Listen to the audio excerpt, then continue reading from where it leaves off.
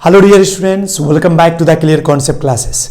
दोस्तों, आज के क्लास में मैं आपको class 10th chapter number 10 exercise 10.2 के जो सभी इंपॉर्टेंट प्रूफ्स हैं वो चीज़ मैं आपके लिए बताने वाला हूं। साथ में ये भी बताऊंगा कि किस तरीके से आप अपने एग्जाम में लिखोगे, बोर्ड एग्जाम में कैसे लिखोगे ताकि आपको पूरा में पूरा मार्क्स मिलेगा। ये भी चीज़ इसके साथ बताऊंगा, यानी प्रूफ्स भी सिखाऊंगा और इसके तरीके भी बताऊंगा कि कैसे अपने एग्जाम में आप लिखोगे।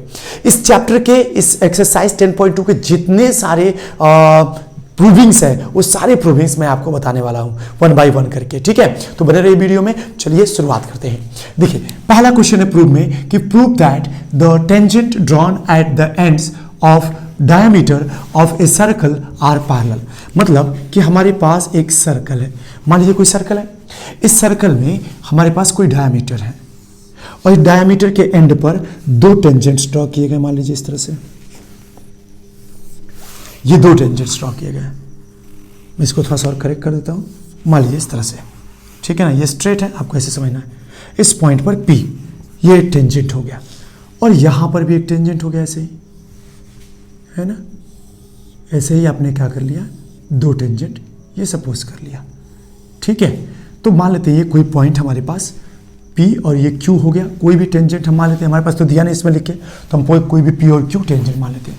इस पॉइंट को मैं A, इस पॉइंट को B, इस पॉइंट को मैं C और इस पॉइंट को D मान लेता हूँ। ठीक है, तो हमसे कहा जा रहा है कि ये हमारे पास क्या है, डायमीटर है, यानी यहाँ पर कोई सेंटर हमारे पास O हो जाएगा। तो लिख देंगे। अब हमें प्रूफ करना है कि ये दोनों पैरेलल हैं, यानी हमारे पास गिवन क्या है या प्रूफ क्या करना है। टू प्रूव दैट लिख देता हूँ मैं अपने सॉल्यूशन में। देखिए आपको लिखना कैसे है सॉल्यूशन। लिखना है कि we have to prove that, we have to, है ना, प्रूव दैट। देखो इससे फायदा क्या होता है ना कि ये जो चीज आप लिख दोगे तो एग्जामिनर को क्वेश्चन पढ़ने की जरूरत नहीं है, वो समझ जाएगा। पेपर एक बार पढ़ेंगे और जब भी वो क्वेश्चन डायरेक्ट देखेंगे, आपका आंसर देखेंगे, उनको समझ में आ जाएगा कि बच्चा किस क्वेश्चन का आंसर लिखा है ना। We have to prove that A B is parallel to C D. A B क्या है, सी डी के पैरेलल है। अब क्या क्या गिवन है उसको लिख लेते हैं। क्या क्या गिवन है उसको लिख लेते हैं। गिवन में हमारे पास है कि क्यू पी या P Q P is the diameter, ये दे दिया है डायमीटर है, and O is the centre, and O is the centre of circle. इतनी बात समझ में आ गई। अब एक बात बताइए कि अगर ए बी क्या है, टेंजेंट है, अगर किसी एक पॉइंट पे टच किया है तो निश्चित ही टेंजेंट है। अगर टेंजेंट है तो ये रेडियस से कितना एंगल बना देगा, 90 डिग्री। तो कहेंगे since AB is the radius of, AB is the tangent,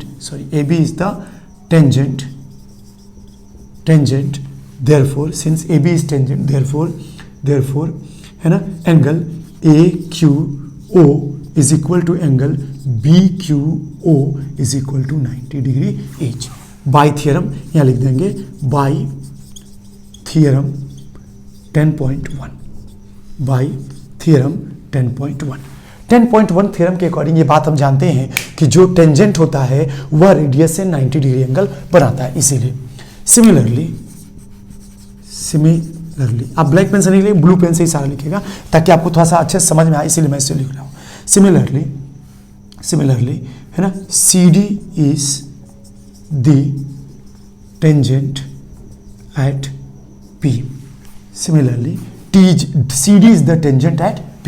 Therefore, angle CPO is equal to angle, है ना, CPO is equal to angle DPO is equal to 90 degree each।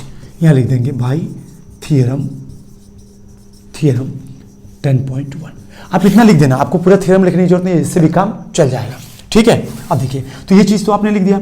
अब इसके बाद से क्या करना होता है कि यदि आपने ये बता दिया कि 90 डिग्री है, तो बताएं ये भी 90 डिग्री आ गया, ये भी 90 डिग्री आ गया और ये भी 90 डिग्री आ गया, ये सब 90 डिग्री हो गए। तो आप कहोगे कि फ्रॉम एबव, है ना, हम लिख सकते हैं फ्रॉम एबव, ऊपर से अगर देखें तो हम ये लिख सकते हैं। देखिए एंगल AQO ये भी 90 डिग्री है और DPO, है ना, from above angle AQO is equal to angle DPO is equal to 90 degree each, है ना, या ऐसे लिख देंगे 90 डिग्री ईच, ये दोनों 90 डिग्री है। अब ये बताएं कि अगर दोनों 90 डिग्री हैं और ये दोनों इक्वल हैं तो ये अल्टरनेट इंटीरियर एंगल भी तो हैं, ये दोनों क्या है, अल्टरनेट इंटीरियर एंगल है। तो हम लिख सकते हैं से but angle A Q O and angle D P O are alternate, है ना, अल्टरनेट इंटीरियर एंगल्स।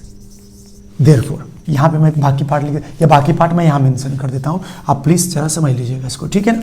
देखो ये बात तो समझ में आ रही होगी कि भैया ये एंगल और ये एंगल इक्वल है, ये एंगल इक्वल है, तो किसी भी दो एंगल को दिखा दो कि अल्टरनेट इंटीरियर एंगल है, ये एंगल और ये एंगल अगर इक्वल हो गए तो ये दोनों अल्टरनेट एंगल हो गए। अगर अल्टरनेट एंगल इक्वल होते हैं तो ये तभी होंगे जब दोनों लाइन पैरेलल होंगे। देखो मैं समझाता हूँ, मान लो कि ये कोई लाइन है, ठीक है, और ये दोनों लाइन अगर पैरेलल है, अगर ये दोनों लाइन क्या है, पैरेलल है, और ये कोई ट्रांसवर्सल है, अगर ये कोई ट्रांसवर्सल है तो ये एंगल और ये एंगल इक्वल होता है अल्टरनेट इंटीरियर एंगल के द्वारा। उसी तरह से ये एंगल और ये एंगल इक्वल होता है ना, ये एंगल और ये एंगल इक्वल होता है अल्टरनेट इंटीरियर एंगल के द्वारा। तो ये एंगल कब इक्वल होते हैं, जब दोनों लाइन पैरेलल है। तो इसका मतलब दोनों लाइन पैरेलल है तभी तो ये एंगल इक्वल आ रहे हैं। तो हमने दिखा दिया कि दोनों एंगल इक्वल हैं, देखो यहाँ पर, और हमने कहा कि दोनों अल्टरनेट इंटीरियर एंगल भी हैं। तो अल्टरनेट इंटीरियर एंगल्स इक्वल हैं। If alternate interior angles are equal then the given lines are parallel. तो ये एंगल और ये एंगल इक्वल हैं, हेंस हम लिख सकते हैं कि but this and this are alternate interior angle, therefore AB is parallel to CD, AB is parallel to CD, है ना, hence लिख देंगे therefore AB is parallel to CD because या इतना भी लिख देंगे तो भी सही है, आपको ये सब लिखने की जरूरत नहीं, फालतू में टाइम वेस्ट करोगे। आप इतना लिख देना नीचे therefore this is parallel to this, hence proved, यहाँ लिख देंगे hence proved, ठीक है। आगे बात समझ में आसान है कि नहीं, तो ये चीज़ बहुत आसान है, तो आप इस तरह से इसको कर सकते हैं, ठीक है। चलिए नेक्स्ट क्वेश्चन की बात करते हैं, उसको देखते हैं कैसे करेंगे हम लोग। ओके फ्रेंड्स, अब ये रहा नेक्स्ट क्वेश्चन। देखिए नेक्स्ट क्वेश्चन में हमारे पास दिया गया है कि prove that the perpendicular at a point of contact to the tangent to a circle passes through the centre. मतलब क्या, मतलब ये कि सपोज करिए कि ये हमारे पास कोई सर्कल है, ठीक है। अब इसमें क्या कहा जा रहा है कि prove that the perpendicular at the point of contact, किस पॉइंट पे, जो कि टेंजेंट बना रहा है सर्कल से। तो मान लीजिए कि ये कोई लाइन है जो इस तरह से टेंजेंट बन रही है, ठीक है, ये हमारा टेंजेंट हो गया, ये टेंजेंट हो गया, ठीक है। अब क्या कर रहा है कि प्रूव दैट द परपेंडिकुलर, इस पॉइंट पे आपको परपेंडिकुलर ड्रॉ करना है। मान लीजिए आपने परपेंडिकुलर ड्रॉ कर दिया, ये टेंजेंट है हमारे पास, टेंजेंट को P और Q मान लेता हूँ। टेंजेंट क्या है, P और Q है, जो पॉइंट ऑफ कॉन्टैक्ट मैं इसको मान लेता हूँ A, जो पॉइंट ऑफ कॉन्टैक्ट है वो क्या मान लेता हूँ, A मान लेता हूँ। तो लिखा है हमारे पास कि prove that the perpendicular at the point of contact, इस पॉइंट ऑफ कॉन्टैक्ट से जो परपेंडिकुलर आप ड्रॉ करोगे टू द टेंजेंट से परपेंडिकुलर, है ना, of the two the circle passes through the centre. आपको प्रूव करना है कि सेंटर O से ही पास कर रहा है। मान लेते हैं कि सेंटर O है। अच्छा, इसको कैसे प्रूव करेंगे, इसको कंट्राडिक्शन से प्रूव करेंगे। कैसे कंट्राडिक्शन, मतलब कि मान लेते हैं कि ये कोई पॉइंट एक है, O डैश है, O डैश है। अगर ये O डैश है तो देखिए ये बताया गया कि ये AO क्या है, परपेंडिकुलर है, ये बता दिया गया है। अब हम मान लेते हैं थोड़ी देर के लिए कि एक आर्बिट्ररी कोई पॉइंट हमने O डैश मान लिया और मानते हैं कि इस पॉइंट पर हम क्या करेंगे, इसको हम ज्वाइन कर देंगे, इसे ऐसे क्या कर देंगे, इसको ज्वाइन कर देंगे। तो सपोज करिए कि हमने इसको ऐसे ज्वाइन कर दिया, ठीक है, इस पॉइंट को ज्वाइन कर दिया। अगर ज्वाइन कर दिया तो हम मान लेते हैं कि ये सेंटर है। देखिए कैसे मानेंगे, कैसे करेंगे, थोड़ा समझाता हूँ लिख करके इसको। सॉल्यूशन देखिए, इसमें आपको क्या करना है कि लेट O डैश बी, है ना, B and B a point near O which is the center of circle। मान लेते हैं कि सर्कल का क्या है, सेंटर है ना, which is the center of circle। therefore अगर बताओ ये सर्कल का सेंटर है तो इससे 90 डिग्री बनना चाहिए कि नहीं, ये एंगल कितना बनना चाहिए, 90 डिग्री। तो इसके इस कंडीशन में therefore angle O dash A Q is equal to 90 degree, है ना। बट है ना, ऑलरेडी OAQ है हमारे पास, but OAQ is equal to 90 degree. Angle O A Q, देखो हमने कहा कि आपको क्या सपोज करना है कि ये पॉइंट जो ए है वो हमारे पास टेंजेंट पर है और सर्कल पर है, तो यहां से हमने ये परपेंडिकुलर एक ड्रॉ कर लिया, ये शुरू में दे दिया है, गिवन है, और हम ये देख रहे हैं कि ये जो अगर कोई पॉइंट मान लेते हैं सेंटर नहीं है थोड़ी देर के लिए, तो इसको सेंटर मान लेते हैं। अगर इसको आपने सेंटर माना तो इस कंडीशन में इससे ये एंगल 90 डिग्री बना चाहिए ना, क्योंकि थियरम ये कहता है, इसलिए angle O A equal to 90 degree by theorem, है ना, थियरम 10.2। तो इस कंडीशन में बच्चा, इस कंडीशन में ये जो एंगल है ये कितना होना चाहिए, 90 डिग्री, ठीक है ना, ये 90 डिग्री हो गया। लेकिन हमारे पास गिवन है, बट यहां लिख देता हूं, बट गिवन दैट ना, given angle O A Q is equal to 90 degree, which is not possible, है ना, विच इज नॉट पॉसिबल। अब ये दोनों पॉसिबल नहीं है, बताएं कि अब ये करें कि ये गिवन है और ये चीज हमारा निकल के आ रहा है जो कि सही नहीं है, है ना। But angle A O A Q is equal to 90 degree, hence angle O dash A Q cannot be 90 degree, which cannot be 90 degree. अब ये 90 डिग्री नहीं हो सकता है। अब ये बताइए 90 डिग्री क्यों नहीं हो सकता, क्योंकि 90 डिग्री है। अब एक ही पॉइंट पर दो लाइन एक साथ 90 डिग्री बना सकता है क्या, नहीं बना सकता है। तो इसका मतलब कि ये जो हमने सपोज किया है, यहाँ पर लेट किया है O B A point near the O which is centre of the circle, ये सोचना गलत है। तो हमने कह दिया कि but hence this cannot be 90 डिग्री, therefore O is the centre of circle, O is the centre of circle, O क्या है, O is the centre of circle, है ना। तो यहां से प्रूव हो गया। अब ओ डैश दोनों सेम तो है नहीं, दोनों हमने अलग अलग पॉइंट माना था, इसलिए तो O is the centre of circle. आगे बात समझ में। तो ये हमें प्रूव करना था कि जो लाइन एओ जो है वो सर्कल के सेंटर से पास करिए, O is the centre of the circle, hence AO line, ऐसे लिखना, line AO, hence line AO passes through the center of circle, है ना, सेंटर ऑफ सर्कल। आगे बात सुनिए, तो ये भी आसान हो गया। अब चलिए नेक्स्ट प्रूविंग को देखते हैं। इससे पहले इसको मैं हटा देता हूं। चलिए दोस्तों, अब नेक्स्ट क्वेश्चन देखते हैं कैसे इसको प्रूव करेंगे। देखिए क्वेश्चन नंबर 8 है। देखो जो प्रूविंग वाली पार्ट है वो बेसिकली मैं बता रहा हूं, बाकी जो सॉल्व करने वाला है, फाइंड करने वाला वो आप कर लोगे, है ना। तो इसलिए प्रूविंग ज्यादा इंपॉर्टेंट है, तो इस चीज पे आप थोड़ा फोकस करें। देखिए क्वेश्चन नंबर 8 दिया है कि quadrilateral A B C D is drawn to circumscribe a circle. एक क्वाड्रिलेटरल ड्रॉ किया गया है कुछ इस तरीके से कि एक सर्कल को सर्कमस्क्राइब कर दिया जाए। Prove that A B plus C D is equal to A D plus B C, यानी ए बी और सी डी को जोड़ेंगे तो बी सी और ए डी के बराबर आएगा। ये हमें प्रूव करना है। क्वेश्चन समझ गए आप। अब देखो क्या करना है। अब एक बात बताओ मुझे थोड़ी देर के लिए कि ये ए पी दे दिया, ये दे दिया हमारे पास, तो इसको हम लोग कैसे करेंगे, जरा सा ध्यान देना, बस एक बार इसको समझ जाओगे तो कर जाओगे। ये बताओ कि चूंकि ये क्या है, पॉइंट ऑफ कांटेक्ट है, ये भी पॉइंट ऑफ कांटेक्ट है, ये भी पॉइंट ऑफ कांटेक्ट है, ये पॉइंट ऑफ कांटेक्ट है, तो ये सब के सब टेंजेंट हो गए। तो हम लिख सकते हैं यहां पर कि given that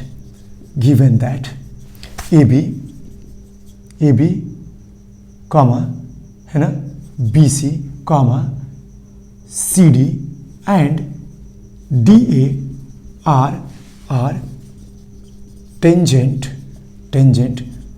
to the circle at, किस पॉइंट पर टेंजेंट है, P, Q, R and S respectively.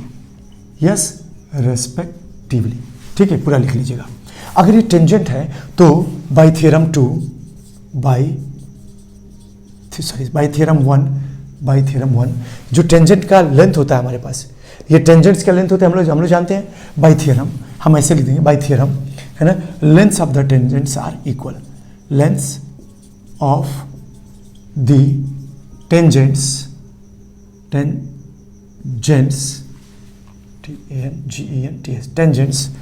are equal, lengths of the tangent drawn from an external point, ऐसे lengths of the tangent, है ना, drawn from an external points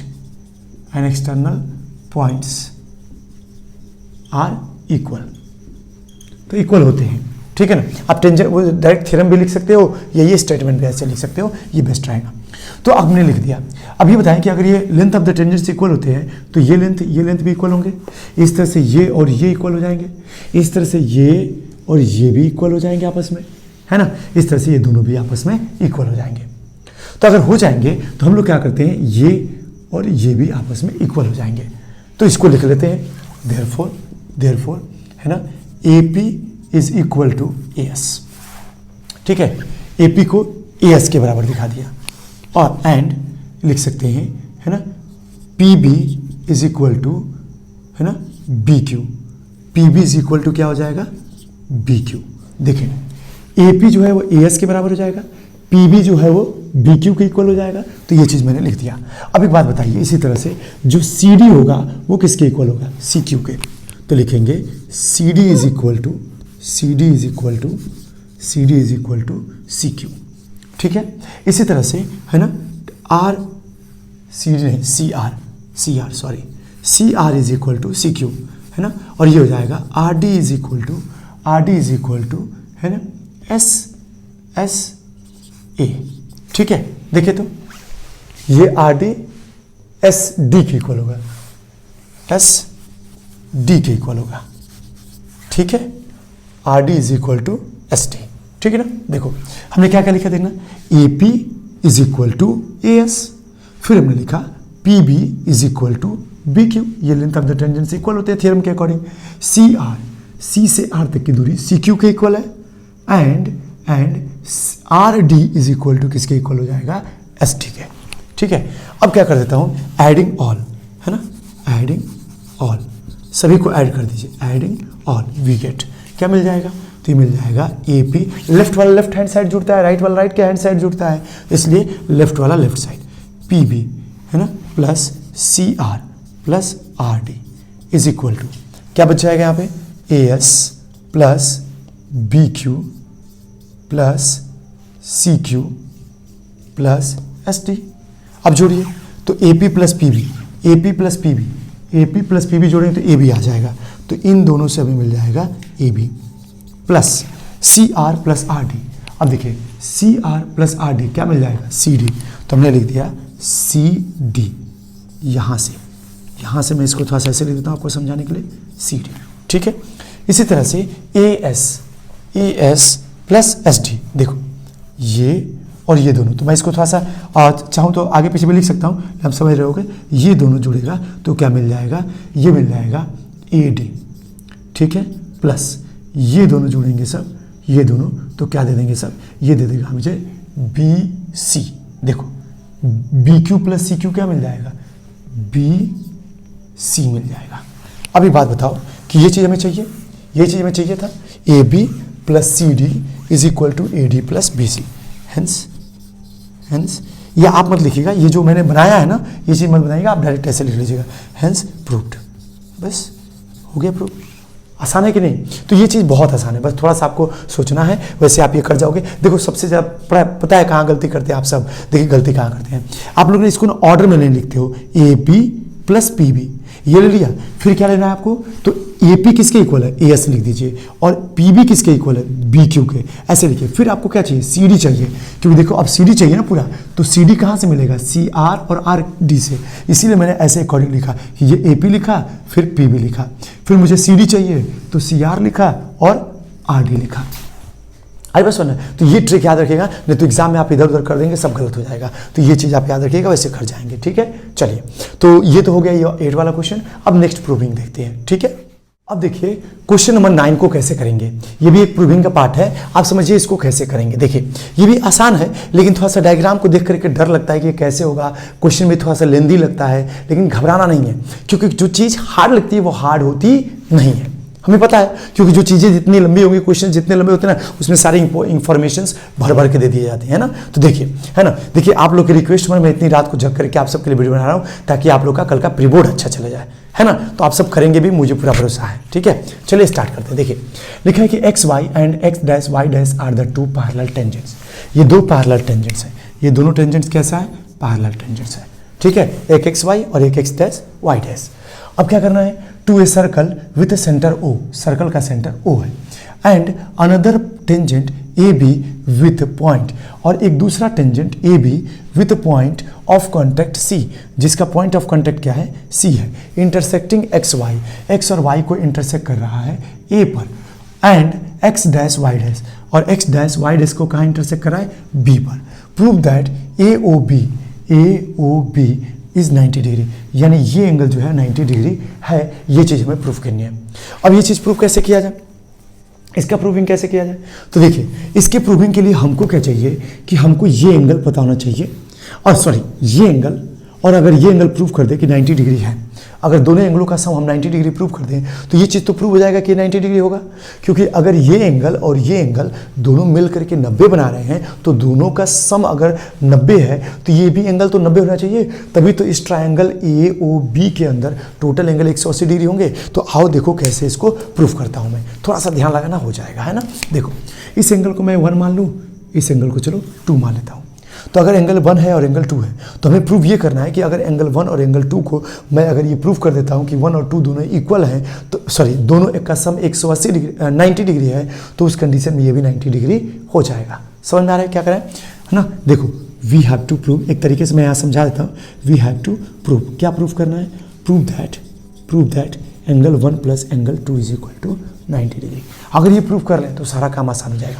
अब ये proof करेंगे कैसे, तो देखो इसके लिए हमें हेल्प लेना पड़ेगा इन दोनों का, मतलब कि अगर इस एंगल को मैं 3 मान लेता हूँ और इस एंगल को मैं थोड़ी देर के लिए 4 मान लेता हूँ, ठीक है, तो एंगल 3 और 4 ये दोनों एंगल्स हमारी हेल्प करेंगे।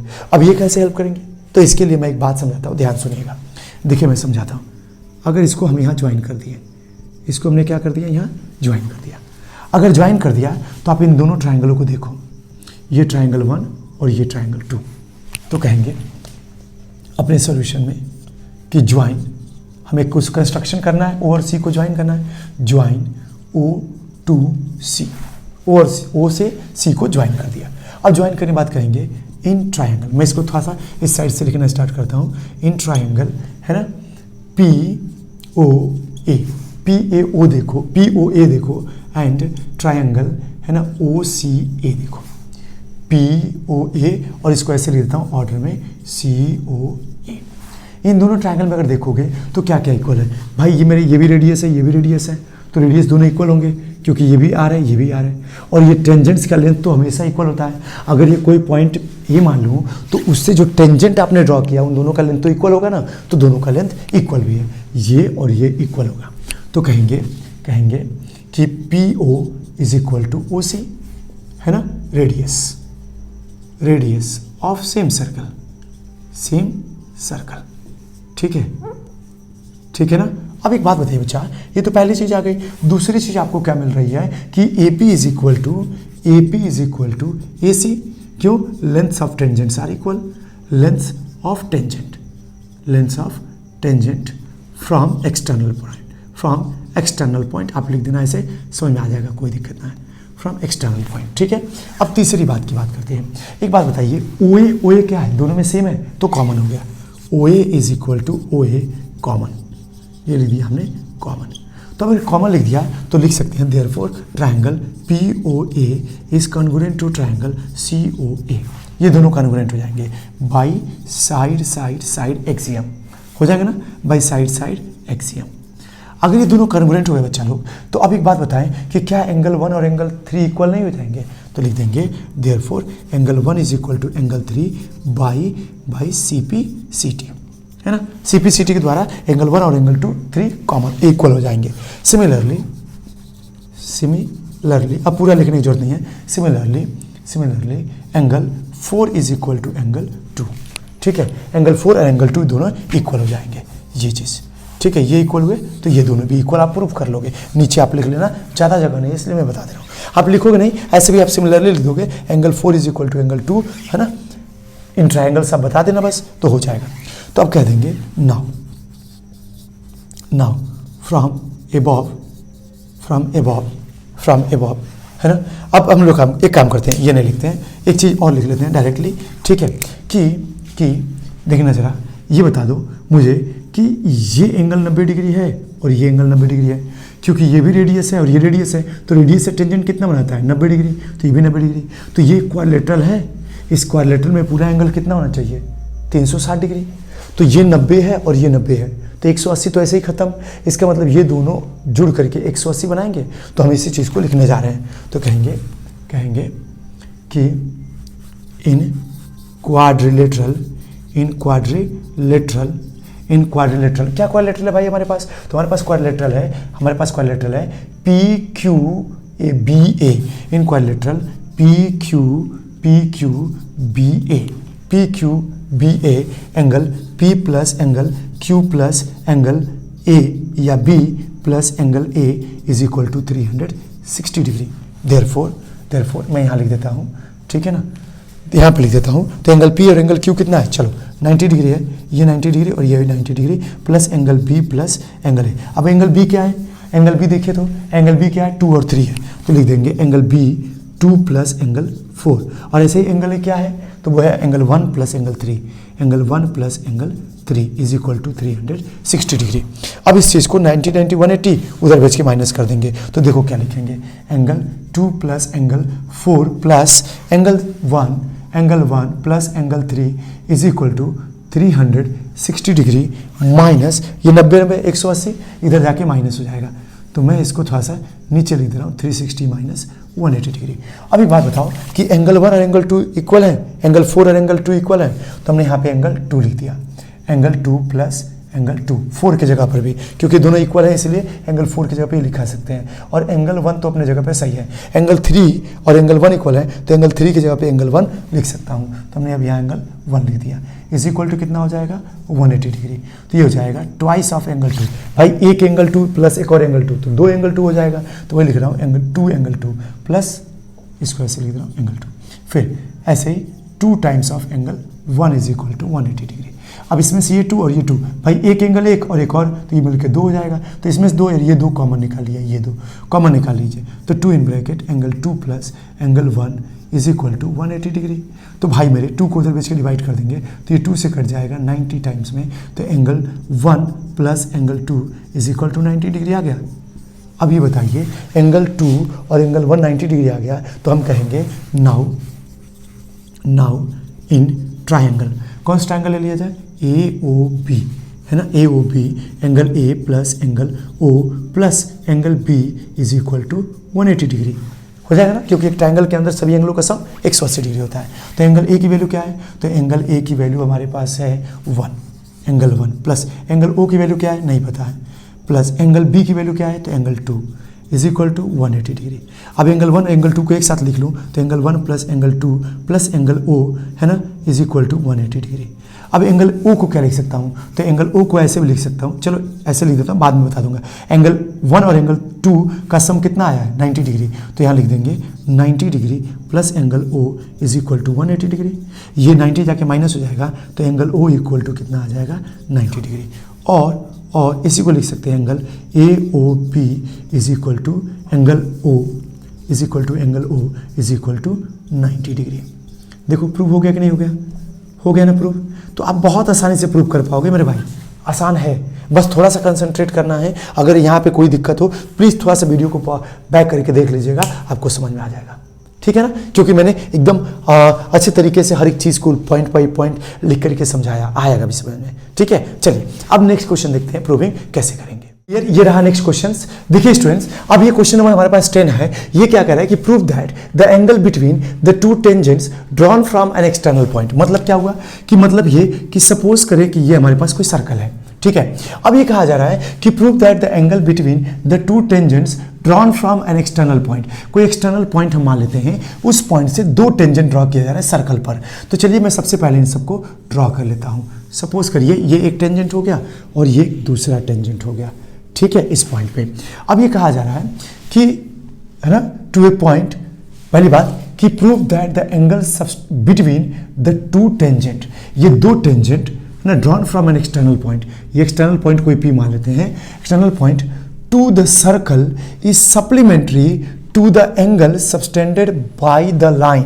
इस लाइन के द्वारा है ना सबटेंड किया जाए, line segment joining the point of contact joining, ये पॉइंट ऑफ कॉन्टैक्ट है, ये पॉइंट ऑफ कॉन्टैक्ट है, किसको ज्वाइन कर रहा है, सेंटर को, यानी जो भी सर्कल का सेंटर होगा अगर उसको इससे जोड़ दे, इस तरह से उसको इस तरह से जोड़ दे, तो इस कंडीशन में क्या होगा कि ये जो सर्कल का सेंटर है, ये जो सर्कल का सेंटर है ना, ये सर्कल के सेंटर को ओ मान लेता हूँ, इस पॉइंट को ए मान लेता हूँ, इस पॉइंट को बी। देखिए कहा जा रहा है कि prove that the angle between the two tangent, ये दोनों टेंजेंट के बीच में ये जो एंगल होगा वो and drawn from an external point है ना टू द सर्कल, ये यहाँ से दो टेंजेंट यहाँ पर सर्कल पर ए और बी पॉइंट पे ड्रॉ किया जा रहा है, सप्लीमेंट्री एंगल बनाएगा ये एंगल, और एक और एंगल होगा सप्लीमेंट्री बनेगा। सप्लीमेंट्री का मतलब होता है दो एंगलों का सम 180 हो जाना, तो एक तो एंगल वो हो गया, दूसरा एंगल कौन सा, तो कह रहा है कि टू द एंगल है ना, कौन सा angle, subtended by the line, उस लाइन के द्वारा सबटेंड किया जा रहा है, लाइन सेगमेंट के द्वारा, जो कि ज्वाइन कर रहा है पॉइंट ऑफ कॉन्टैक्ट है ना, ये जो पॉइंट ऑफ कॉन्टैक्ट है वो, और किसके, at the centre of the circle, ये जो पॉइंट ऑफ कॉन्टैक्ट है इनको सेंटर ऑफ सर्कल पे जो ड्रॉ कर देंगे तो यहाँ जो एंगल बनेगा वो और ये दोनों एंगल मिलके 180 डिग्री बनाएंगे, यही प्रूव करना है। ठीक है, समझ गए क्वेश्चन कि ये एंगल और ये एंगल दोनों का सम 180 डिग्री होना चाहिए, ये चीज़ प्रूव करनी है। तो चलो प्रूव करते हैं, देखो कैसे करेंगे। सोल्यूशन की बात करते हैं, सोल्यूशन में क्या लिखेंगे, तो इसके लिए हम कहेंगे कि एंगल इस पॉइंट पे ये दोनों एंगल कितना बनेगा, 90 डिग्री, यहाँ भी 90 डिग्री, यहाँ भी 90 डिग्री। तो हम इस बात को लिख लेते हैं कि angle A is equal to है ना, angle A is equal to angle B है ना, एंगल बी मतलब ये एंगल, ऐसे साफ साफ लिख देते हैं ताकि आपको समझ में आएगा है ना। ये भी लिख देता हूँ क्या क्या गिवन है ना, given that A P and B P are tangents, A P and B P are two tangents है ना, फ्रॉम एन एक्सटर्नल पॉइंट, क्योंकि ये बात क्वेश्चन में दिया है इसलिए लिखना पड़ेगा एक्सटर्नल पॉइंट P, ठीक है, एक्सटर्नल पॉइंट P, ठीक है, एक्सटर्नल पॉइंट P से हमने ड्रॉ कर दिया। अब कहेंगे कि angle P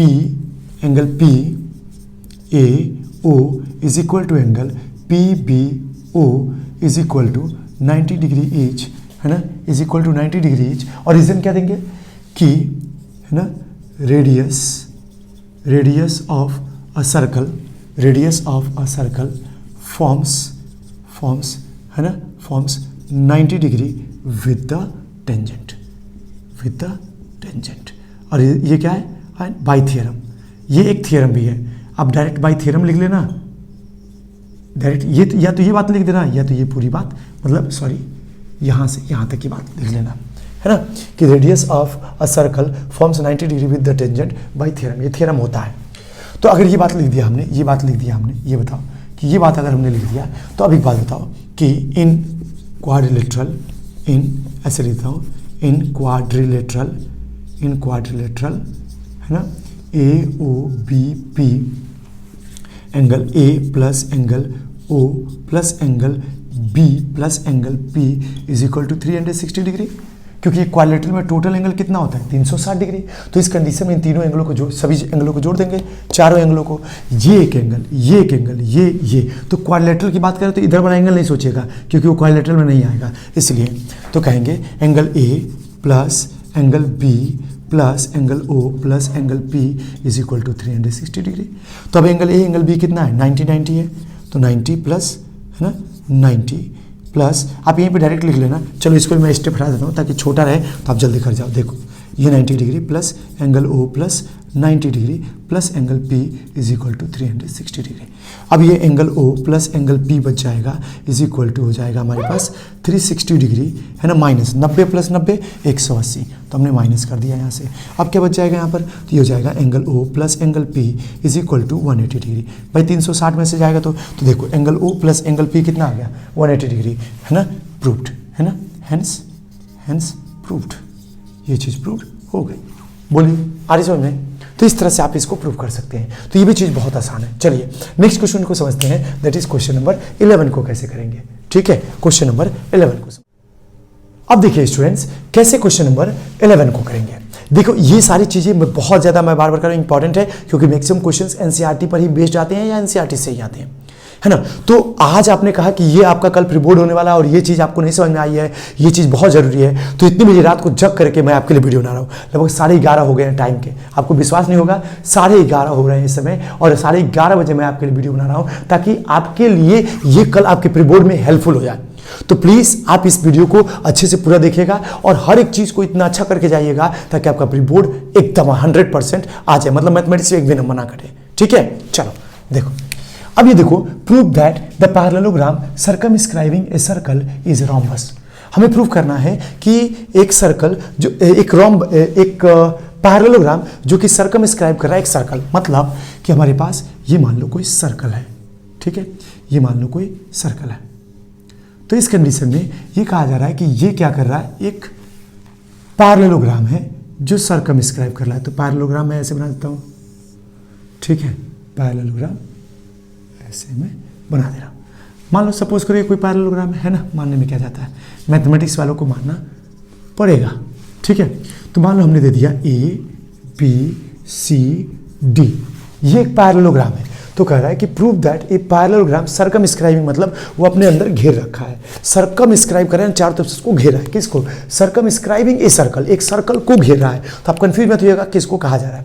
circumscribing a circle is rhombus. तो प्रूव करना है कि ABCD एक रोम्बस है। अब ABCD को रोम्बस कैसे प्रूव करेंगे, तो इसके लिए सुनिए, सॉल्यूशन में लिखेंगे टू प्रूव दैट, देखिए अगर प्रूफ करना है कि ये रोम्बस है तो इसके लिए रोम्बस होने के लिए क्या खासियत है, टू प्रूव दैट AB है ना, AB is equal to BC and AB equal to BC is equal to CD is equal to AD। ये चीज़ हमें प्रूफ करना है, या D आप लिख सकते हो, कोई दिक्कत नहीं है, जो आपको समझ में आए, है ना। हमें ये प्रूफ करना है to prove that AB equal to BC equal to CD equal to DA, यानी सभी साइड इक्वल है, यही चीज़ प्रूफ करनी है, और ये चीज़ प्रूफ करोगे तो रोम्बस प्रूफ हो जाएगा। तो चलो स्टार्ट करते हैं, देखते हैं सबसे पहले हम लोग क्या करेंगे। इसमें जैसे इससे पहले वाली एक क्वेश्चन में किए हैं उसी तरह इस क्वेश्चन में भी करेंगे। क्या करेंगे कि हम इस पॉइंट को कुछ मान लेंगे, जैसे P मान लिया, इसको हमने Q मान लिया, है ना, PQ, इसको R मान लिया, इस पॉइंट को S मान लिया। तो आप एक बात बताओ कि ये बात जानते हो कि ये कोई एक्सटर्नल पॉइंट है A, इस एक्सटर्नल पॉइंट से ये एक टेंजेंट ड्रॉ किया गया और ये एक टेंजेंट ड्रॉ किया गया। तो एक्सटर्नल पॉइंट से अगर सेम सर्कल पर दो टेंजेंट ड्रॉ करते हैं तो दोनों का लेंथ इक्वल हो जाएगा। इन दोनों का लेंथ इक्वल होगा, इसका इक्वल होगा, इन दोनों का लेंथ इक्वल हो जाएगा। इस तरह से इसका भी लेंथ हमारे पास क्या हो जाएगा, इक्वल हो जाएगा, होगा ना। ये बात तो हम लोग जानते हैं थ्योरम से। तो हम लोग कहेंगे चूंकि ये हमारे पास कहेंगे फ्रॉम फिगर, है ना, फ्रॉम फिगर से क्या लिख सकते हैं, ये बात थोड़ा साफ लिख दो, फ्रॉम फिगर से अगर देखा जाए तो हम कह सकते हैं कि AP is equal to AS, ठीक है, AP is equal to AS। ये AP, अच्छा ये बताओ ये पैरेललोग्राम है ना, एक चीज़ और लिख देता हूँ थोड़ा सा, इससे पहले ये चीज़ मेंशन करना जरूरी हो जाता है, ठीक है ना, ये चीज़ मेंशन करना जरूरी। सिंस ऐसे लिख देंगे, सिंस ये क्या है, पैरेललोग्राम है ना, ABCD एक पैरेललोग्राम है। अगर पैरेललोग्राम है तो पैरेललोग्राम में अपोजिट साइड क्या होती है, इक्वल होती है। तो इसके लिए कहेंगे सिंस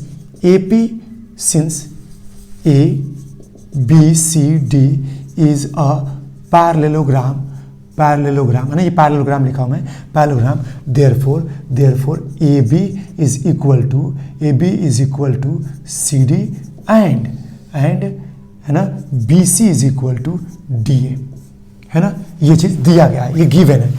नाउ कहेंगे from figure.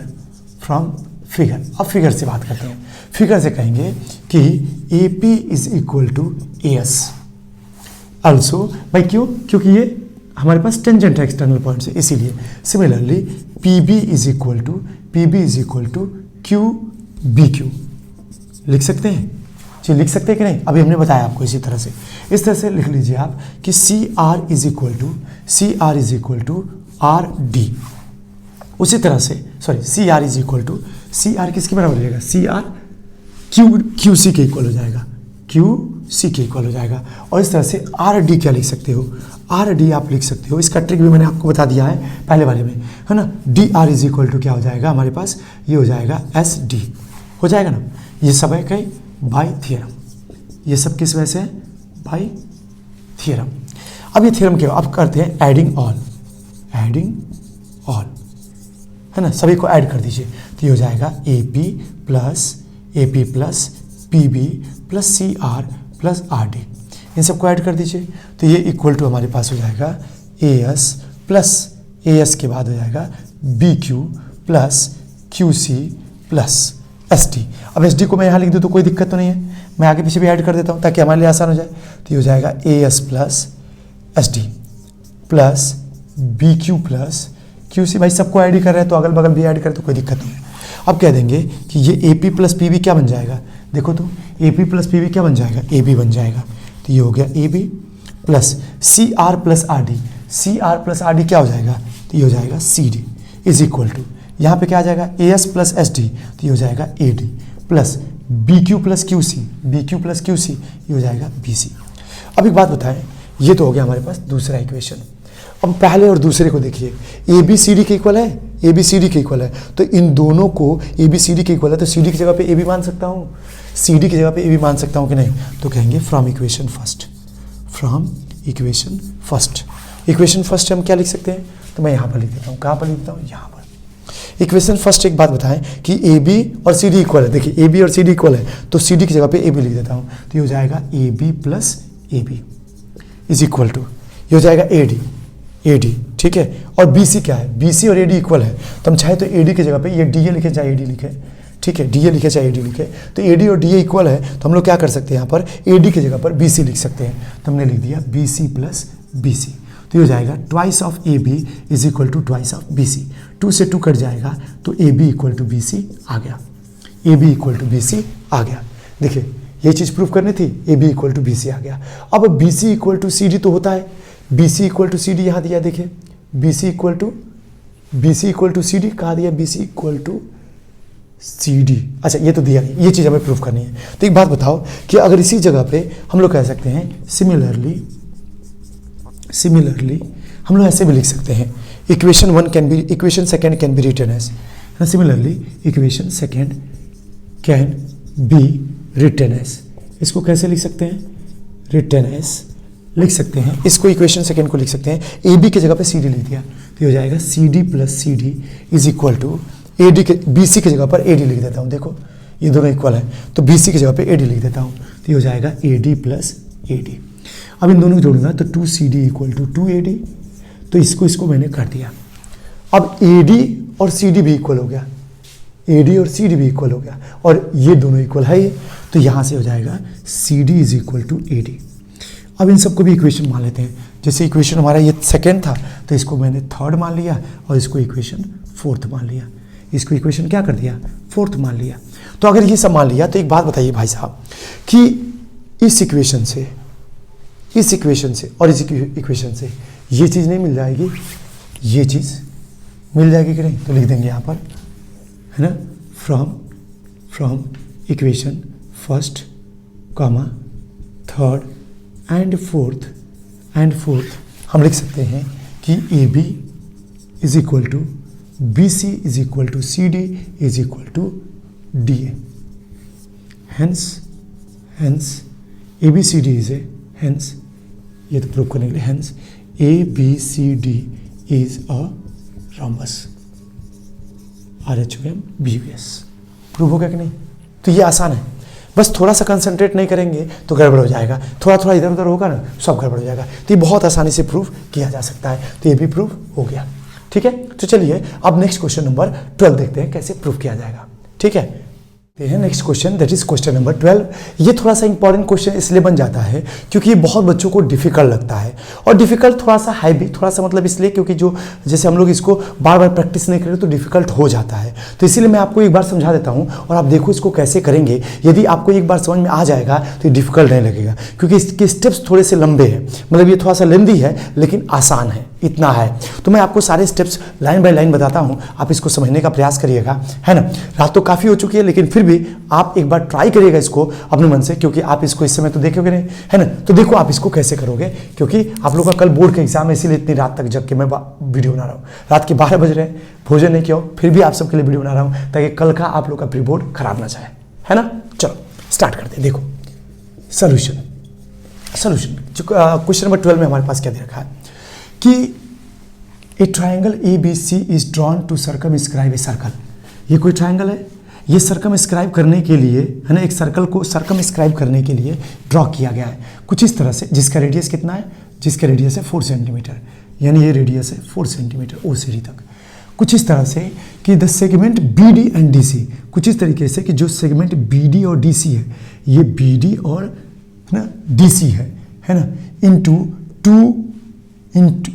Which B C is divided, है ना। कुछ इस तरह से लिया गया है कि ये क्या हो रहा है, डिवाइड हो रहा है दो पार्ट में, है ना। बीसी को डिवाइड कर रहा है by the point of contact D point पे ये क्या कर रहा है, सीबी को दो पार्ट में डिवाइड कर दे रहा है, of length 8 centimetre and 6 centimetre respectively. तो पहला क्या बोला है, पहला बीडी बोला है, तो बीडी क्या हो जाएगा 8, और ये दूसरा क्या बोला है 6, तो ये हो जाएगा 6 कौन सा, डीसी, तो डीसी हो जाएगा 6 और बीडी हो जाएगा ये। अब find the side A B और AC, ये दोनों हमें निकालना है। तो देखो इसके लिए क्या करना पड़ता है, इसके लिए हम लोगों को सबसे पहले थोड़ा सा कुछ तो इसमें विचार करना पड़ेगा, सोचना पड़ेगा कि कैसे क्या किया जाए। तो आप पहली बार सोचोगे तो इसको समझ में नहीं आएगा किया क्या जाए। तो इसमें हम एक्चुअली क्या करते हैं कि मान लो इसको हमने यहाँ पर ज्वाइन कर दिया, जैसे इसको D माना तो इसको E मान लिया, ठीक है, इसको भी ऐसे ही जोड़ दिया, इस पॉइंट को हमने F मान लिया, मान लीजिए ज्वाइन कर दिया। तो अब हम क्या कर सकते हैं कि अगर हमें ये चाहिए, इसका साइड AB और AC चाहिए, तो इसके लिए उसका लेंथ कैसे निकालें। तो ये 6 है तो ये भी 6 हो जाएगा, है ना। क्यों कैसे 6 हो जाएगा, क्योंकि length of the tangents are equal if they are drawn from the external point on the same circle. तो अगर कोई एक्सटर्नल पॉइंट से सेम सर्कल पे ड्रॉ किया जाए तो लेंथ इक्वल होगा। अच्छा, इस तरह से ये लेंथ और ये लेंथ भी इक्वल होगा। तो इसका मतलब बच्चा कि अगर ये 8 है तो ये भी क्या हो जाएगा, 8 हो जाएगा, यहाँ से यहाँ तक, ठीक है। अच्छा, एक बात और बताए कि अगर मैं इसको x मान लूँ तो कोई दिक्कत नहीं है, ये भी x हो जाएगा, क्योंकि ये भी साइड इस साइड के इक्वल हो जाएगा। अब ये बताइए कि आपको AC और AB तो मिल रहा है, पर x के टर्म मिल रहा है, तो अगर x की वैल्यू निकाल लिया जाए तो काम बन जाएगा। अब x की वैल्यू निकाला कैसे जाए, तो x की वैल्यू निकालने के लिए देखो हम लोग क्या करते हैं, इसका एरिया निकालते हैं, और ये दो तरीके से एरिया निकाला जाएगा, और दोनों तरीके की एरिया को जब इक्वेट किया जाएगा तब जाकर के x की वैल्यू आ जाएगा। तो देखो मैं निकाल के दिखाता हूँ, थोड़ा सा आप बस समझने का प्रयास करना कि मैं कर क्या रहा हूँ, मैं एरिया निकाल रहा हूँ। और जब एरिया निकालूंगा दो तरीके से, पहला एक हीरोन्स फार्मूला से, और दूसरा एक राइट एंगल ट्रायंगल का जो होता है हमारे पास, हाफ बेस इंटू हाइट, वो लगा करके, और दोनों एरिया निकाल के जब इक्वेट करूंगा तो x की वैल्यू आएगा, और तब जाकर के जब x की वैल्यू आ जाएगा उसके बाद से हम लोग क्या करेंगे, वहाँ ये वैल्यू यहाँ x की और x की रख देंगे तो AC और AB आ जाएगा। तो आप समझिएगा, देखिए क्या करेंगे, हम कहेंगे थोड़ा सा इसको मैं छोटा छोटा सॉल्व करूंगा कई पार्ट में, आप समझने का प्रयास करिएगा। देखिए कहेंगे कि है ना, एरिया ऑफ ट्रायंगल, है ना।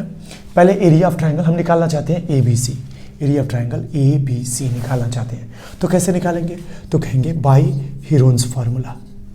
हीरोन्स फार्मूला तो आपको याद होगा, क्लास 9 में हम लोग पढ़े थे ये चीज़, हीरोन्स फार्मूला की मदद से क्वेश्चन करेंगे। तो इसके लिए हमें क्या चाहिए, सेमी पेरीमीटर चाहिए, और सेमी पेरीमीटर क्या होता है, तो ये जैसे AB side plus BC side plus CA side, इन तीनों साइडों का लेंथ डिवाइडेड बाई 2, तो ये आ जाता है। तो देखो मैं निकालता हूँ S इज इक्वल टू, तो S इज इक्वल टू हो जाएगा AB plus BC plus CA divided by 2। ये कर देंगे तो हमारे पास निकल के आ जाएगा सेमी पेरीमीटर। तो S is equal to AB की वैल्यू क्या है, तो AB की वैल्यू है 8 प्लस x, और BC की वैल्यू क्या है, देखिए तो BC की वैल्यू है 6 plus 8 that is 14, plus CA की वैल्यू क्या है 6 plus x whole divided by 2। तो यहाँ से क्या आ जाएगा 8 प्लस 6 14, 14 प्लस 14 28, 28 प्लस ये 2x डिवाइडेड बाई 2। अब ये क्या कर दें, यहाँ से 2 कॉमन निकाल लें, तो 2 in bracket 14 plus x by 2, 2 से ये 2 कट जाएगा, तो यस की वैल्यू आ जाएगी x प्लस 14 या 14 प्लस x, तो ये आ गई s की वैल्यू। अब यस की वैल्यू आ गई, तो एरिया कैसे निकालते हैं, तो एरिया निकालने का फॉर्मूला हो जाता है s in bracket yes minus, है ना, a, यस माइनस a मतलब कोई AB साइड को a मान लिया इस तरह से करके, तो yes minus a into yes minus b into yes minus c, ऐसे निकाला जाता है। तो इस कंडीशन में अगर मैं निकाल दूँ यहाँ पे एरिया, तो देखिए एरिया इक्वल टू क्या आ जाएगा, ध्यान समझिएगा। तो मैं लिखूँगा यस का मतलब 14 प्लस x इंटू में फिर 14 माइनस a तो ये हो जाएगा 14 प्लस एक्स, सॉरी यस की वैल्यू क्या है 14 प्लस एक्स और माइनस ए मतलब क्या, ये वाली साइड ए बी, ये बी साइड को ए मानते हैं। तो इस कंडीशन में हमने क्या कर दिया, यहाँ 14 प्लस एक्स लिख दिया है ना, एस की वैल्यू और माइनस ए की वैल्यू क्या है, तो 8 प्लस एक्स, 8 प्लस एक्स। अरे बात समझ में, देखिए ये रहा यस और ये माइनस और ए की वैल्यू क्या है, ए बी। ए बी जो है ना हम ऐसे लिख सकते हैं कि A B is equal to A है, B C is equal to B है और C A is equal to हमने सी मान लिया है, ठीक है ना। तो इसीलिए मैं ऐसा लिख रहा हूँ, ठीक है। अब एक बात बताइए, इसी तरह से दूसरी वाली बात लिखी जा सकती है, क्या चीज़, यस, यस का मतलब 14 प्लस एक्स माइनस इन ब्रैकेट, है ना। और दूसरा बी की वैल्यू क्या हो जाएगी, तो ये हो जाएगी बी सी, बी सी क्या हो जाएगा 14, सॉरी ये नहीं, ये 14, तो ये हो जाएगा हमारे पास 14, है ना, ब्रैकेट बंद। फिर ऐसे ही हम लोग लिख सकते हैं, है ना, यस माइनस सी, यस का मतलब 14 प्लस एक्स माइनस दूसरे ब्रैकेट में सी की वैल्यू क्या हो जाएगी, सी ए की वैल्यू क्या हो जाएगी, सॉरी वो हो जाएगा 6 प्लस एक्स, 6 प्लस एक्स, ठीक है। देखिए इतनी चीज़, अब इसको मैं ऊपर करता हूँ वरना आपको दिखाई नहीं देगा, तो ये चीज़ आप थोड़ा ध्यान दीजिएगा। तो देखिए 14, तो इसको तो मैं ऐसे लिखूँगा, area is equal to under root में ये लिखूँगा 14 प्लस एक्स, ऐसे ही रहेगा 14 प्लस एक्स ब्रैकेट के अंदर ऐसा ही रहेगा। दूसरी ब्रैकेट के अंदर मैं आ जाता हूँ, तो ये ब्रैकेट अंदर जाएगा तो खुलेगा तो क्या हो जाएगा 14 plus x minus 8 minus x. फिर तीसरी ब्रैकेट में हमारे पास क्या हो जाएगा, तो ये हो जाएगा 14 प्लस एक्स, देखिएगा यहाँ से 14 प्लस, ये पहले ब्रैकेट, ये दूसरी, तीसरी और चौथी, ठीक है। 14 प्लस एक्स माइनस 14, यहाँ पे हो जाएगा माइनस 14। और फिर इस वाली ब्रैकेट में हो जाएगा, लास्ट वाली ब्रैकेट में क्या हो जाएगा 14 प्लस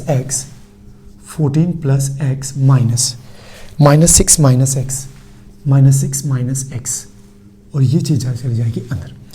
अब इसको लिख लेते हैं, एरिया इज इक्वल टू, थोड़ा सा लेंदी है, आपको घबराना नहीं है ना, ट्राई करते रहना। देखिए ये हो जाएगा 14 प्लस एक्स अपनी जगह पे है, यहाँ से ये x और ये x कट जाएगा, तो 14 में से 8 जाएगा तो कितना बच जाएगा, तो 14 में से 8 जाएगा तो भैया 8 6 14 होता है, तो 6 बच जाएगा।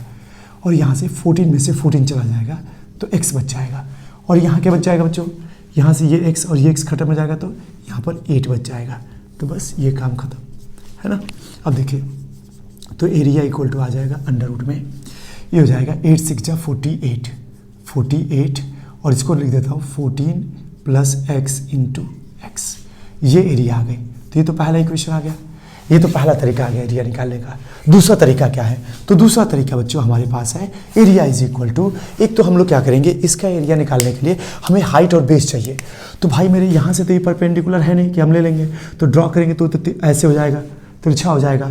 तो उसके लिए क्या करते हैं ना, हम लोग ऐसे ज्वाइन कर लेते हैं, देखो इसको ऐसे ज्वाइन कर लो, इसको ऐसे ज्वाइन कर दो। देखो इससे क्या फ़ायदा होगा मैं दिखाता हूँ आपको। इससे फ़ायदा ये होगा कि आप ये देखो ट्रायंगल ए ओ सी आप ट्रायंगल देख पा रहे हो। इस ट्रायंगल में ये क्या है 90 डिग्री है, ये भी 90 डिग्री है और ये भी 90 डिग्री है। तो ये बताओ कि ए ओ सी में इसका एंगल क्या होगा, सॉरी एरिया क्या होगा, तो ये हो जाएगा ए सी बेस और ये हो जाएगा हाइट। तो इसको मैं लिखूँगा, है ना, ये तो पहला एरिया आ गया। अब कहेंगे, है ना, एरिया ऑफ ट्रायंगल AOC, है ना, निकालता हूँ। तो क्या हो जाएगा 1/2 into base into height. Base क्या हो जाएगा AC, बेस हो जाएगा AC और हाइट क्या हो जाएगा OF। तो यहाँ से हो जाएगा area is equal to area of triangle AOC is equal to 1/2 times AO की वैल्यू, AC की वैल्यू क्या है 6 प्लस एक्स, ठीक है, और AF की वैल्यू क्या है, तो इसका रेडियस दे रखा था, देखो रेडियस दे रखा था 4, इसका मतलब ये 4 है, ये भी 4 है और ये 4 है। तो यहाँ लिख दिया हमने 4, ये कट जाएगा इससे 2 टाइम में, तो इसका आंसर आ जाएगा 2 इन ब्रैकेट 6 प्लस एक्स, ठीक है। इसी तरह से आप ऐसे लिख लो, एक और एरिया निकाल लो, एरिया ऑफ ट्रायंगल, है ना, किसका, आप इस वाले देखो BOC, ये ट्रायंगल BOC देखो, तो यहाँ पे हो जाएगा BOC इज इक्वल टू क्या हो जाएगा हमारे पास, तो 1/2 इंटू बेस हो जाएगा BC इंटू हाइट हो जाएगा OD। तो ये हो जाएगा 1/2 इंटू BC की वैल्यू कितनी है, तो 6 प्लस 8 14 इंटू में ये कितना है 4, है ना। देखो ये 14 हो जाएगा, ये पूरा 14 हो जाएगा, ये 4 हो जाएगा, तो ये कट जाएगा 7 टाइम में, 7 4 जा 28। ऐसे ही आप निकाल लो एरिया ऑफ ट्राइंगल, कौन सा, ये वाला AOB, है ना। इसमें ये हाइट हो जाएगा और ये बेस हो जाएगा। AOB is equal to 1/2 times of area कितना हो जाएगा बच्चा, तो इतना एरिया हो जाएगा, ये हो जाएगा AB इंटू OE। तो यहाँ से अगर मैं निकाल दूँ, यहाँ लिख देता हूँ 1/2 टाइम्स ऑफ AB की वैल्यू कितना है, 8 + x इंटू में ये कितना हो जाएगा 4, इससे ये कट जाएगा 2 टाइम में, तो ये हो जाएगा 2 इन ब्रैकेट 8 + x। अब क्या कर दें, इन तीनों एरिया को जोड़ दें, किसको, इस एरिया को, चलो इसको मैं सेकेंड मान लेता हूँ, ठीक है, इसको मैं थर्ड मान लेता हूँ, इसको मैं फोर्थ मान लेता हूँ। तो लिख देंगे यहाँ पर मैं लिख देता, जगह नहीं है इसलिए थोड़ा सा एडजस्ट करना पड़ेगा, तो कहेंगे adding equation second comma third comma fourth, है ना। इसको ऐसे ऐड करेंगे तो we get area of triangle ABC। ये ABC जब तीनों को ऐड करेंगे ना तो ABC का मिल जाएगा, क्योंकि देखो ये ट्रायंगल का एरिया प्लस ये ट्रायंगल का एरिया प्लस ये ट्रायंगल का एरिया जोड़ेंगे तो पूरा ABC का एरिया निकल जाएगा। Therefore area of triangle ABC is equal to क्या हो जाएगा, 2 इन ब्रैकेट, है ना, 2 in bracket 6 + x plus 28 plus ये क्या हो जाएगा, 2 इन ब्रैकेट 8 + x, ठीक है ना। अब देखो यहाँ से हमारे पास आ गया area of triangle ABC is equal to, ये बताओ इसको सबको ऐड कर दिया जाए, ब्रैकेट खोल दिया जाए, 2 6 जा 12, इसको मैं हटाता हूँ, अब इसका काम नहीं है, 2 6 जा 12 plus 2 × x 2x plus 28 plus 2 8 जा 16 प्लस 2 × x 2x। अब इन सबको आप ऐड करोगे तो क्या मिल जाएगा, देखना जरा ध्यान से। अब इसके बाद एक इक्वेशन मिलेगा, फिर उसको सॉल्व करना पड़ेगा, थोड़ा लेंदी हो रहा है, प्लीज़ आप थोड़ा समझने का प्रयास करना। मैं इसको यहीं लिख देता हूँ, देखो 2x + 2x, तो यहाँ लिख दिया मैंने 4x प्लस ये कितना हो जाएगा 12 + 28, ये हो जाएगा 40 प्लस दिस 56 हो जाएगा। अगर मैं इसमें से 2 कॉमन निकाल लूँ तो क्या बचेगा, तो बचेगा हमारे पास जो यहाँ बचा था ये चीज़ 14 + x चाहिए, तो 4 कॉमन निकाल लेते हैं, है ना। 4 कॉमन निकालो इसमें से, अगर इसमें से 4 कॉमन निकाले तो 4 इन ब्रैकेट x + 14 बच जाएगा, ठीक है। अब इस इक्वेशन को मैं, है ना, इक्वेशन नंबर 5 मान लेता हूँ, ये वाली जो इक्वेशन है, तो कहेंगे फ्रॉम इक्वेशन, अब ये कौन सा इक्वेशन था, first and fifth, from equation first and fifth. Equation first और फिफ्थ से क्या मिल जाएगा, तो इक्वेशन फर्स्ट और फिफ्थ से हमें मिल जाएगा कि, है ना, अंडर रूट में 48 इन ब्रैकेट 14, इसको ऐसे भी लिख सकता हूँ, चलो 48x इन ब्रैकेट 14 + x, मैं इसको तोड़ नहीं रहा हूँ, कोई फ़ायदा नहीं है, और ये मिल जाएगा 4 इन ब्रैकेट x + 14, ठीक है। ये रूट हटाना है तो स्क्वायरिंग बोथ द साइड कर दिया जाए, स्क्वायरिंग बोथ द साइड, अगर दोनों साइड स्क्वायर कर दोगे तो ये हो जाएगा 48x इन ब्रैकेट 14 + x का रूट और उसका whole square is equal to 4 in bracket x + 14 का होल स्क्वायर। तो देखो ये स्क्वायर और ये रूट तो कट जाएगा, क्या बच जाएगा 48x in bracket 14 + x is equal to, ये 4 का स्क्वायर कितना हो जाएगा, ये स्क्वायर 4 पे जाएगा तो 16 हो जाएगा, और ये x + 14 पे जाएगा तो उसका होल स्क्वायर, इससे ये चीज़ कट जाएगी, एक बच जाएगा। तो यहाँ पे क्या बच जाएगा 48x इज इक्वल टू, ये क्या बच जाएगा 16 इन ब्रैकेट x + 14 और बच जाएगा ना, क्योंकि पावर 2 था तो 2 बार था, तो एक बार इससे कट गया तो एक बार तो बचेगा ना एटलीस्ट। अब इसको मल्टीप्लाई कर दूँ तो ये हो जाएगा 48x is equal to 16 × x 16, अच्छा 16 को इधर भेज के डिवाइड कर दो, एक काम करो 16 से ये कट जाएगा 3 बार में, तो ये 3x हो जाएगा, तो 3x इज इक्वल टू क्या हो जाएगा x + 14।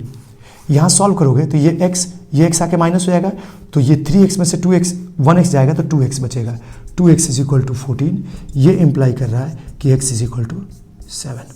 मैंने एडजस्ट करके यहाँ पे ला दिया x इक्वल टू 7, ठीक है ना, इसमें दिख रहा होगा, कोई दिक्कत तो नहीं है, ठीक है। देख लेता हूँ एक बार, दिख रहा होगा, नहीं दिख रहा है, ठीक है। आप थोड़ा सा इसको, मैं थोड़ा सा इसको और नीचे कर देता हूँ, ठीक है, अभी ठीक है ना। देखिए आप थोड़ा सा यहाँ ध्यान दीजिएगा, आप इसको सॉल्व भी करेंगे तो आ जाएगा। चलो मैं इसको ऊपर कर देता हूँ, यहाँ तक तो दिख रहा होगा, यहाँ तक तो दिख रहा होगा। इस चीज़ को मैं यहाँ कर देता हूँ, देखो आ जाओ, ये 3x माइनस 1x तो ये हो जाएगा 2x, 2x is equal to 14, तो x इज इक्वल टू क्या आ जाएगा 7। अब x इक्वल टू 7 आ गया, हमारा काम बन गया। अब ये 7 आ गया तो यहाँ पर 7 रख दो, यहाँ 7 रख दो, तो लिख देंगे therefore AC is equal to 6 plus x is equal to 6 plus 7 is equal to 13 and AB is equal to, ये हो जाएगा 8 plus x that is 8 plus 7 that is 15। तो AB की वैल्यू भी मिल गई और AC की वैल्यू भी मिल गई। क्यों मिली कि नहीं मिली? तो देखो ये चीज़ समझ में आ गई है कि कैसे करना है। थोड़ा सा लेंदी है, जहाँ कहीं भी चीज़ें ना समझ में आए आप वीडियो को बैक करके देखिएगा, आपको 100% समझ में आ जाएगा। ठीक है, ठीक है जी। चलिए, तो ये चीज़ तो कंप्लीट कर दिया, ठीक है। अब चलिए नेक्स्ट क्वेश्चन की बात कर लेते हैं। एक्चुअली रात ज़्यादा हो गया है, शायद 12 बज गया है और मैं भोजन नहीं किया हूँ तो मुझे भी दिक्कत हो जाएगी। तो लास्ट वाली जो क्वेश्चन बचा है 13 वाली, आप ट्राई करिएगा, नहीं आएगा तो वीडियो में नीचे कमेंट कर दीजिएगा, उसका भी मैं आपको प्रोवाइड कर दूंगा। ठीक है, तो आज के लिए बस इतना ही, मिलेंगे नेक्स्ट क्लास में।